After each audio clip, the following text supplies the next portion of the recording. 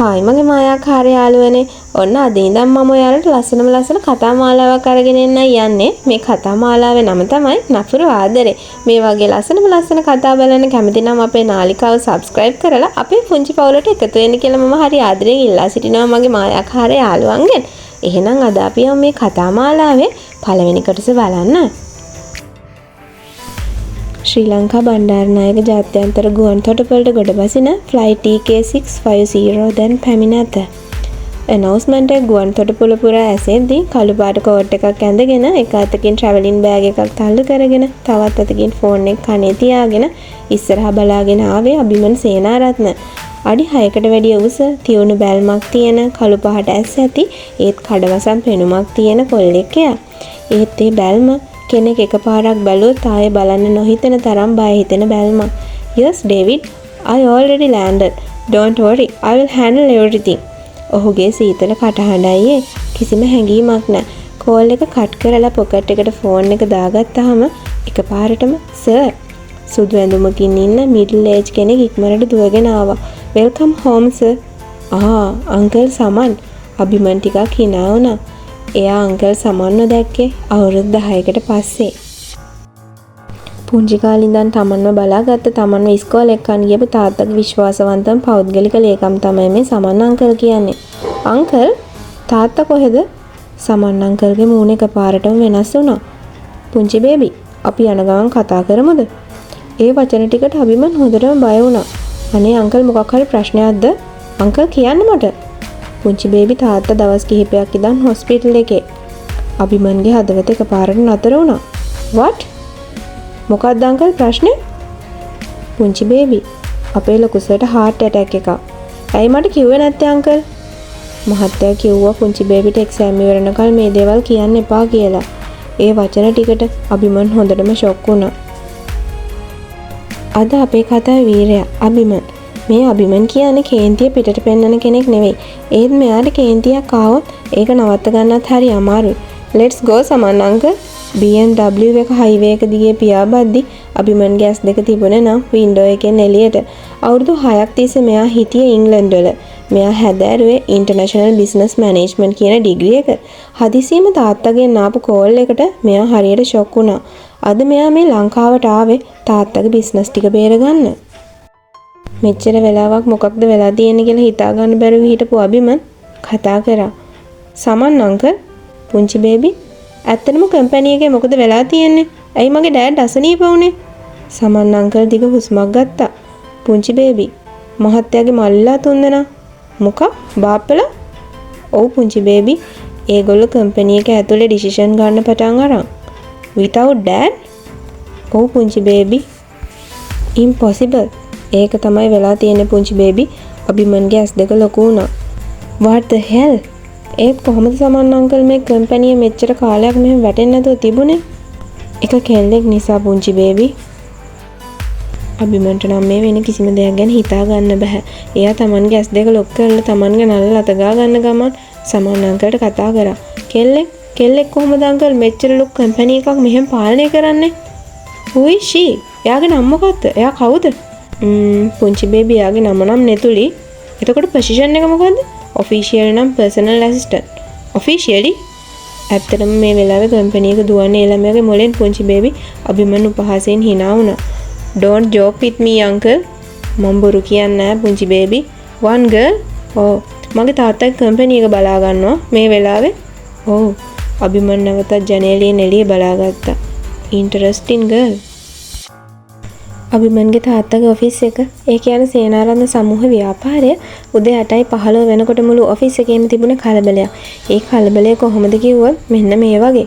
Miss නෙතුලි Japanese client line එකේ hold කරන්නකෝ Jagath. account file ටික කොමිස් මගේ ටේබල් එක උඩ ශෂිනි. මැඩම් ටෙන්ඩර්ස් ෆයිල් ටික මේල් කළා. ඕකේ ශෂිනි good job. HR මීටින් එක කීයටද මැඩම්? 10:30ට හැමෝටම එන්න කියන්න ශෂිනි. ඕකේ මම කියන්නම් මැඩම්. හැමෝම දුවගෙන එකම කෙනා ළඟට සුදු සාරි එකක් ඇඳගත්ත දිග කොණ්ඩේ ලස්සනට පීරපු මේකප් නැති ඇස් දෙකේ අමුතු නිහතකානීකමක් තියෙන හරිම ලස්සන ගැහණු ළමෙක් යා නමින් නෙතුලි. ඒත් ඇත්තටම නෙතුලි අබිමන්ගේ තාත්තගේ පූර්ණ අනුදැනුම යටතේ මැනේජර් ඩිරෙක්ටර්ටවත් නොදැනෙන්න කම්පැනි එක බේරගන්න පුදුම උත්සාහයක් ගත්තේ. නෙතුලි මිස් මේ අය කමින් ඔෆිස් එකේ වැඩ කරන ගර්ල් කෙනෙක් උන ශෂිනි දුවගෙන ආවා.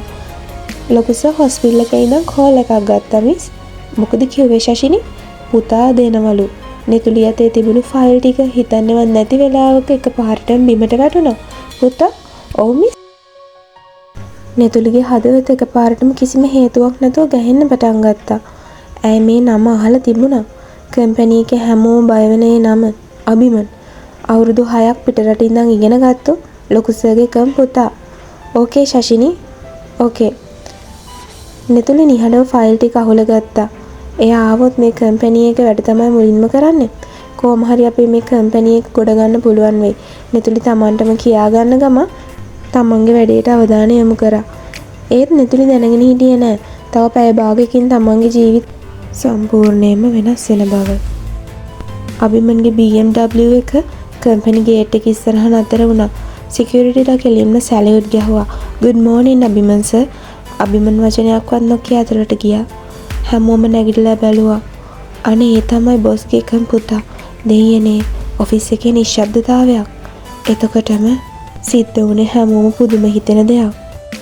ෆයිල් ගොඩක් බරට බරේ උස්සගෙන නෙතුලි කෝඩිනේටර් කෙනෙක් එක්ක ඉක්මනින් දුවගෙන ආවා. නෙතුලි ෆෝන් එකේ ක්ලයන්ට් එක කතා කරන ගමන් තමයි හිටියේ. "Yes sir, අද හවස ඇග්‍රීමන්ට් එක කම්ප්ලීට් කරලා එවන්න."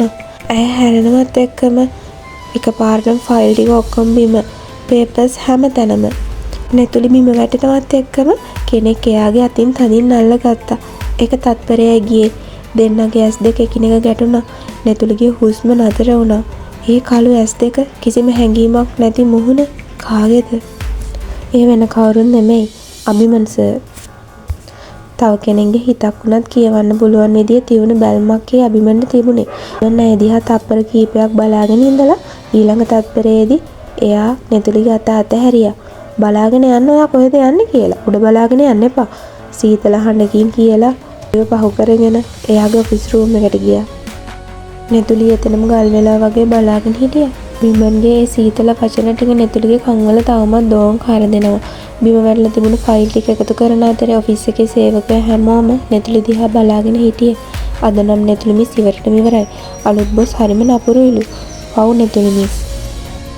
නෙතුලි මේ කිසිම වචනයකට උත්තර දුන්නේ නැහැ. ෆයිල් ටික තනියම එකතු කරගෙන එයා කෙලින්ම ගිය කන්ෆරන්ස් රූම් එකට. ඒ වෙද්දිත් අබිමන් කන්ෆරන්ස් රූම් එකේ වාඩි වෙලා හිටියේ. අබිමන්ගේ තාත්තගේ මල්ලිලා තුන්දෙනා. ඒ හැමෝගෙම මුහුණේ තිබුණේ බොරු හිනාවක් සහ බොරු ආදරයක්. මේ අපේ අබිමන් පුතානේ. වෙල්කම් පුතා, වෙල්කම්. කමින්. thank you uncle. අද ඉඳන් මේ කම්පැනි එක බලා ගන්න ඕන ඔයා පුතා. අබිමන්ගේ පොඩිම බාප්පා මේ කතාව කිව්වේ ව්‍යාජ හිනාවකුත් මවාගෙන අබිමන් ආයේ රට යයි කියලා හිතලා. අබිමන් එකපාරටම "ඕකේ අංකල්, මම බලා ගන්න" කිව්ව ගමන්ම මේ බාප්පගේ මූණේ තිබුණු හිනාව නැත්තටම නැති වෙලා ගියා. ඒගොල්ලෝ හොඳටම කලබල වුණා. ඒක ඒගොල්ලෝගේ මූණෙන් හොඳටම පැවුණා. අබිමන් මෙතනදී හැමෝම කන්ෆියුස් කරමින් "ෆයිනෑන්ෂියල් රිපෝට් ගේන්න account manager" කියලා එකපාරටම කිව්වා. account manager වෙවුලන අතින් ෆයිල් ටික ගෙනත් දුන්නා. අබිමන් විනාඩි 2ක් ඇතුළත රිපෝට් ටික ඔක්කොම කියෙව්වා. ඊළඟ තප්පරේදී නම් අබිමන් දඩාස් ගාලා ෆයිල් එක මේසෙ උඩින් හයියෙන් දමලා ගැහුවා. "Who prepared this? මේක කවුද හැදුවේ?" කාටවත් කතා කරගන්න බැරි වුණා. "මම තව එකපාරයි අහන්නේ. මේක කියන්න කවුරු හරි." හැමෝම නිශ්ශබ්දතාවයෙන් සර් account manager මේ වෙලාවේ හොඳටම බය වෙලා. account manager නැගිට්ටා. "actually මේ report හැදුවේ සර්." ඔහු නෙතුලි දිහා බැලුවා. හැමෝගෙම ඇස් යොමු වුණේ මිස් නෙතුලි දිහාට. අබිමන් නෙතුලි දිහා බැලුවා. "stand up." නෙතුලි හිමීට කිසිම බයක් නැතුව නැගිට්ටා. "මේ report එක හැදුවේ ඔයාද නෙතුලි?" "ඔව් සර්." "මේකේ තියෙන ගොඩක් දේවල් වැරදිනේ." "නෑ සර්." "excuse me, ඔයා මට උගන්වන්නේ නේද?" "මේකේ වැරදි නැහැ සර්." කන්ෆරන්ස් රූම් එකම නිහඬ වුණා. කිසිම කෙනෙක් මේ අලුත් බොස්ට, ඒ කියන්නේ අබිමන්ට මෙහෙම කතා කරලා තිබුණ නැහැ. අබිමන් පුටුවට හේතු වුණා. "එහෙනම් prove it." නෙතුලි තමන්ගේ ලැප්ටොප් එක අරගෙන ප්‍රොජෙක්ට් එක කනෙක්ට් කළා. ඇත්තටම සර් මෙතනදී මේ පෙන්නන්නේ මේ කාර්තුවේ ඇති වුණු ලොස්ට් එක. ඒ ලොස්ට් එක ඇති වුණේ මේ ප්‍රොජෙක්ට් තුන කැන්සල් කරපු නිසා. නෙතුලි ස්ලයිඩ් මාරු කරා. "මේ ඩිසිෂන් තුනම අප්‍රූව් කරලා තියෙන්නේ මේ" කියලා අය කතාව නතර කරා. "continue නෙතුලි, continue." "මොකක්ද ප්‍රශ්නේ? ඇයි ඒක එමුනේ? ඒ කවුද අප්‍රූව් කරලා තියෙන්නේ?" ඒක අප්‍රූව් කරලා තියෙන්නේ සර්ගේ පාපලා තුන්දෙනා. අබිමන් හෙමින් තමන්ගේ බාප්පලා දිහා බැලුවා. එයාලගේ මූණ නම් දැන් හොඳටම වෙනස් වෙලා. කන්ටිනියු නෙතුලි. ඇත්තටම සර් අපි ඒ කොන්ට්‍රැක්ට් කැන්සල් නොකර හිටියනම් අද අපිට ප්‍රොෆිට් මිලියන් 60ක් ගන්න තිබුණා. කන්ෆරන්ස් රූම් එකම ලියඩයි. හැමෝගෙම මුහුණවල තිබුණ පුදුමයක්. දැන් මොනවා වෙයිද කියන බය. අබිමන්ට නම් දැන් මේ හැම දෙයක් ගැනම හොඳටම කේන්ති. එයා තමන්ගේ කේන්තිය හංගගෙන එක වචනයක්වත් නොකිය ස්ක්‍රීන් එක දිහා බලාගෙන හිටියා. නෙතුලි තවත් ඩොකියුමන්ට්ස්, චාර්ට්ස්, ඊමේල්ස්, ක්ලයන්ට් රිපෝට්ස් පෙන්නුවා. සර් මේ හැම දෙයක් මේකට සාක්ෂියක්. විනාඩි 20ක් ගත වුණා. අබිමන්ට හොඳටම කේන්ති ගිහින් ඉනෆ් ඇති හොඳටම ඇති. නෙතුලි ප්‍රොජෙක්ට් එක ඕෆ් කරා. අබිමන් තමන්ගේ චෙයා එකෙන් නැගිට්ටා. මේ වෙන හැම දෙයක් ගැනම අනික හැමෝම දෙටම බය වෙලා බලන් හිටියේ.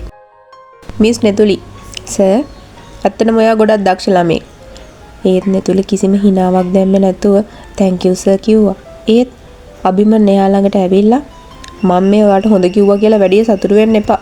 මම මිස්ටේක් වලට නම් සමාව දෙන්නේ නැහැ. මමත් මිස්ටේක් කරන්නේ නැහැ සර්. බිමන්ගේ ඇස් ටිකක් ලොකු වුණා. ඉන්ටරෙස්ටිං. මීටින් එක ඉවර වුණා. හැමෝම එළියට යන්න ගියා. නෙතුලිත් යන්න හදනකොට අබිමන් නෙතුලිට කතා කළා. මිස් නෙතුලි අය හැරුණා. come to my office. Nethuli අබිමන්ගේ ඔෆිස් ඩෝර් එක ළඟට ගිහිල්ලා තට්ටු කරා. come in Nethuli. Abhiman window එක ළඟ හිටගෙන සිටි එක දිහා බලාගෙන හිටියේ. sit. මම හිටගෙන ඉන්නම් sir. that's not a request. අය වාඩි වුණා. ඔයා කොච්චර කාලෙක ඉඳන්ද මෙතන වැඩ කරන්නේ නෙතුලි? අවුරුදු 2ක ඉඳන් sir. qualification business management degree එකක් කරලායි මං ඉන්නේ. මගේ මේ පළවෙනි ජොබ් එක සර්. එතකොට සැලරි එක කීයද ඔයාගේ?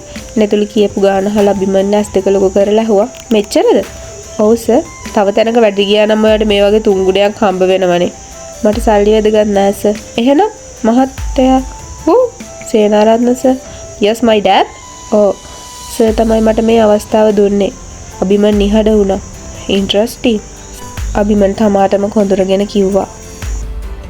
මේ වෙලාවේ අබිමන්ගේ ඔෆිස් එකේ දොර ඇරුණා. මම ඇතුළට එන්නද පුතා? ඇතුළට ආවේ අබිමන්ගේ ලොකු බාප්පා. අපි පොඩ්ඩක් කතා කරමුද? ලේට බාප්පා මට දැන් ටයර්ඩ්. පුතා එහෙනම් මම පස්සේ එන්නම්. බාප්පා කේන්තියෙන් ඔෆිස් එකෙන් එළියට ගියා. මේ හැමදේම දිහා නෙතුලි බලාගෙන හිටියේ පුදුමයෙන්. මිස් නෙතුලි ඔෆිස් එකෙන් එළියට යන්න හදනකොටම අබිමන් එයාට කතා කරා. මිස් නෙතුලි සර් අද ඉඳන් ඔයා මගේ පෞද්ගලික ලේකම්. මම දැනටත් no from today you work only for me. නෙතුලි පුදුම වුණා. ඒත් sir that's at my order. Nethuli office එකෙන් එළියට ගාපු ගමන් හැමෝම එයාව වට කරගත්තා. මොකද කිව්වේ? බැන්නද? ජොබ් එක නැති කළාද? නෙතුලි හිමින් හෙනා වුණා. නැහැ අනේ. එහෙනම් අද ඉඳන් මම මේ අබිමන් සර්ගේ පර්සනල් සෙක්‍රටරි කරා. එකපාරටම ඔෆිස් එකේ ආයේ නිහඬ වුණා. ඒත් දෙවනි තට්ටුවේ බල්කනි එකේ හිටපු කෙනෙක් මේ හැමදේම දිහා බලාගෙන හිටියා. ඒ තමයි අබිමන්ගේ නෑනා නමින් ඉෂාරා. එයා දත් මිටි කෑවේ නෙතුලි අබිමන් අයියා මගේ. මම ඔයාට යාළඟට එන්න ඉඩ දෙන්නේ නැහැ.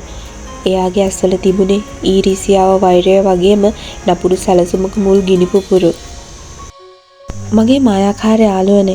නපුරු ආදරේ පළවෙනි කොටස මේ විදිහට නිම වෙනකොට නපුරු ආදරේ කතා මාලාවේ දෙවෙනි කොටස අරගෙන මම හරි ඉක්මනින් ඔයාලව හම්බ වෙන්න එනවා. එතකම් ඔයාලා මේ වගේ කතා බලන්න කැමති නම් අපේ නාලිකාව subscribe කරලා අපේ පුංචි පවුලට එකතු වෙන්න. ඒ වගේම ඔයාලගේ ලස්සන අදහස් පහළ තියෙන comment section එකේ ලියාගෙන යන්න අමතක කරන්න එපා.